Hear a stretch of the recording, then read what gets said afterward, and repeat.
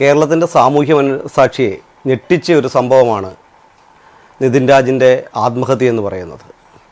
Rajani S Anand വിദ്യാർത്ഥിനിയായിരിക്കുമ്പോൾ, nursing വിദ്യാർത്ഥിനിയായിരിക്കുമ്പോൾ മരിച്ചത് മുതൽ രോഹിത് വെമൂല, വിദ്യാധരൻ, അതിനുശേഷം ഇപ്പോൾ നിതിൻ രാജ്, കേരളത്തിൽ ജാതീയത പടർന്ന് പന്തലിക്കുന്ന ഒരു വലിയ സത്യം നമ്മളിതിലൂടെ നമ്മൾ മനസ്സിലാക്കണം. ഏകലവ്യൻ്റെ വിരൽ മുറിച്ചു വാങ്ങിച്ച ഗുരുക്കന്മാരാണ് ഇപ്പോഴും വിദ്യാലയങ്ങളിൽ അധ്യാപകരായിട്ടുള്ളത് എന്നുള്ളൊരു തിരിച്ചറിവാണ് ഈ നവോത്ഥാന കേരളം തിരിച്ചറിയേണ്ടത്.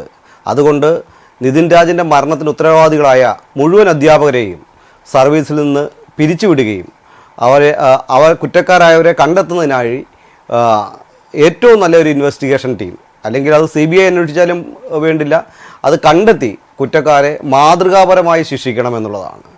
അതും വേറൊരു കാര്യം കൂടി പറയാനുള്ളത്, ഇത്തരം കോളേജുകളിൽ റാഗിങ് പോലെയുള്ള ആത്മഹത്യകൾ തുടർക്കഥയാകുന്ന സാഹചര്യത്തിൽ ഇതൊരു ഗവൺമെൻറ്റിൻ്റെ പരാജയമാണ്. അപ്പോൾ ആ ഗവൺമെൻറ്റിൻ്റെ പരാജയത്തിൽ നിന്ന് അത് ഒളിച്ചോടാവാനായിട്ട് യാതൊരു ഗവൺമെൻറ് കഴിയില്ല എന്നുള്ള ഒരു വസ്തുത കൂടി നമ്മൾ തിരിച്ചറിയേണ്ടതുണ്ട്.